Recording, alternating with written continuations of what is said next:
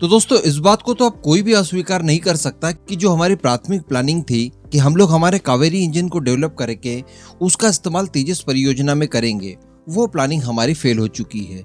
यानी तेजस से संबंधित जितनी भी परियोजनाएं हैं सबको फाइनलाइज कर लिया गया है और कावेरी इंजन तेजस संबंधित किसी भी परियोजना के लिए फिलहाल उपयुक्त नहीं है। यानी न तो तेजस मार्क 1 में था, ना ही तेजस मार्क 1A में होगा और ना ही तेजस मार्क 2 में होगा। तो अल्टीमेटली तेजस की सारी परियोजनाओं से कावेरी इंजन स्वतः ही बाहर हो गया। लेकिन अच्छी बात देखने के लिए ये मिली कि GTRE द्वारा, जो कि DRDO की ही एक विंग है, उसके द्वारा कावेरी इंजन को छोड़ा नहीं गया है। और अभी भी मैं आपको बता दूं कि कावेरी इंजन के ऊपर लगातार काम चल रहा है। हम सभी जानते हैं कि कावेरी इंजन का ट्राई वेरिएंट हम लोग इस्तेमाल करने जा रहे हैं हमारे स्टेल्थ UCAV ऑरा प्रोजेक्ट के लिए, और बड़ी आसानी से ड्राई कावेरी इंजन 40 से लेकर 45 किलो न्यूटन थ्रस्ट हमें दे पाएगा, जो कि हमारे स्टेल्थ UCAV के लिए पर्याप्त होगा। अभी कुछ ही समय पहले खबरें निकल कर आई थी, आप सभी जानते ही हैं कि गोदरेज एरोस्पेस को कावेरी इंजन के कुल 8 मॉड्यूल्स बनाने के लिए कॉन्ट्रैक्ट भी दिया गया था, जो कि आने वाले कुछ ही समय में हमें अब प्राप्त भी हो जाएंगे। अब बताया ये जा रहा है कि गोदरेज एरोस्पेस द्वारा जैसे ही कावेरी इंजन डिलीवर्ड किए जाएंगे उसके बाद इनके व्यापक स्तर पर टेस्ट किए जाएंगे, और इस बार के जो टेस्ट होंगे वो काफी ज्यादा हार्ड होंगे, और फाइनली 2025 तक इनके सारे टेस्ट वगैरह कंप्लीट करके सर्टिफिकेशन वगैरह करवा लिया जाएगा।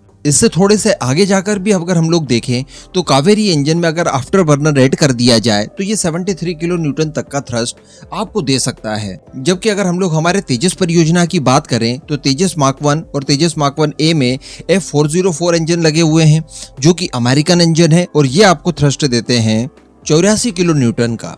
तो कहने का मतलब अभी भी हम लोग हमारे रिक्वायर्ड थ्रस्ट से कम 10 किलो न्यूटन थ्रस्ट तक पीछे हैं। अगर कावेरी इंजन का थ्रस्ट 10 किलो न्यूटन और इंक्रीज कर दिया जाए तो ये हर हाल में हमारे तेजस परियोजना के लिए उपयुक्त होगा। कम से कम तेजस मार्क 1 और तेजस मार्क 1A, जो कि हम लोग अब 183 की संख्या में ले रहे हैं। अब भारत के पास जो नए चैलेंजेस आने वाले हैं उनके बारे में एक बार आप जान लीजिए। जब भी आप कोई फाइटर जेट बनाते हैं तो वो पूरी अपनी लाइफ साइकिल कंप्लीट करता है, तब तक 2.5 टाइम्स आपको इंजन रिप्लेस करने होते हैं। यानी 183 तेजस मार्क 1A और 40 की संख्या में लगभग तेजस मार्क 1। तो अगर मोटा माटी अनुमान आप 200 का भी लगाएं तो इन 200 फाइटर जेट के अंदर आपको 2.5 टाइम्स इंजन्स को रिप्लेस करना होगा। यानी कम से कम 500 इंजन्स की आवश्यकता आपको पड़ेगी तब तक जब तक कि ये सर्विस में रहेंगे, जिनमें से ऑब्वियसली 200 इंजन्स तो हम लोग अमेरिका से ऑलरेडी खरीद चुके हैं, लेकिन 300 इंजन्स की आपको और आवश्यकता पड़ेगी, तब जाकर आपका काम पूरा होगा और ये अपनी पूरी लाइफ तक इंडियन एयरफोर्स को सर्विस दे पाएंगे। तो अल्टीमेटली इंजन्स की रिक्वायरमेंट हमारे पास बिल्कुल भी खत्म नहीं होगी। हमारी स्क्वाड्रन स्ट्रेंथ जितनी बढ़ती जाएगी उतने ज्यादा इंजन्स आपको चाहिए होंगे इन फ्यूचर। तो इसके लिए बताया जा रहा है कि कावेरी इंजन के ऊपर GTRE द्वारा अभी भी काम किया जा रहा है और इस परियोजना को बीच में बिल्कुल भी नहीं छोड़ा जा रहा है। और अब चूंकि इंजन निर्माण संबंधित हमारे पास कई सारी टेक्नोलॉजीज आने वाली है, जो कि अमेरिका के इंजन के माध्यम से आएगी। F414 की जो डील हुई है भारत अमेरिका के बीच में, उस माध्यम से तो बताया जा रहा है कि अपनी इसी एक्सपर्टीज का इस्तेमाल करते हुए GTRE कावेरी इंजन को और उत्कृष्ट बनाएगी और हर हाल में ये कोशिश करेगी कि आने वाले कुछ सालों में हम लोग कम से कम इसे 90 किलो न्यूटन तक पहुंचा दें।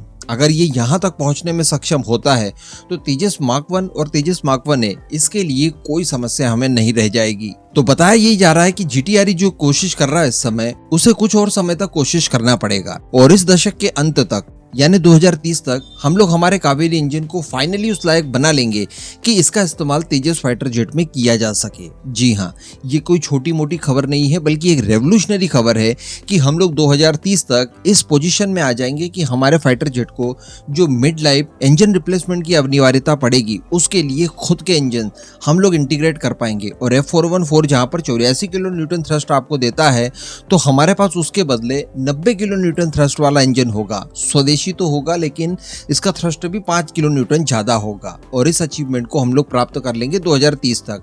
और वैसे भी हमें इंजन रिप्लेसमेंट की आवश्यकता उसके बाद ही पड़ेगी, क्योंकि 2030 तक हमें यही 183 तेजस डिलीवर्ड होने वाले हैं, तो उसके बाद ही आवश्यकता पड़ेगी जब ये पुराने हो चुके होंगे। तब तक हमारे पास एक बेहतरीन इकोसिस्टम आ चुका होगा जहां पर हम लोग इंजन्स का मास प्रोडक्शन कर पाएंगे, जिससे कि इंजन पहले की तुलना में जल्दी बनाए जाएंगे, सस्ते बनेंगे। और इससे भी बड़ी बात कि इससे पहले जो भी इंजन डेवलपमेंट संबंधित हमें इकोसिस्टम चाहिए होता है, जिसमें टेस्टिंग फैसिलिटीज प्रमुख है, उनका निर्माण भी हम लोग कर चुके होंगे। तो फाइनली कावेरी इंजन को घर पर ही इस लायक तैयार कर लिया जाएगा कि वो हमारे स्वदेशी प्रोजेक्ट के लिए पूरी तरह से उपयुक्त हो। इस पूरे मुद्दे पर अब आपका जो भी मानना हो नीचे कमेंट करके जरूर बताइएगा।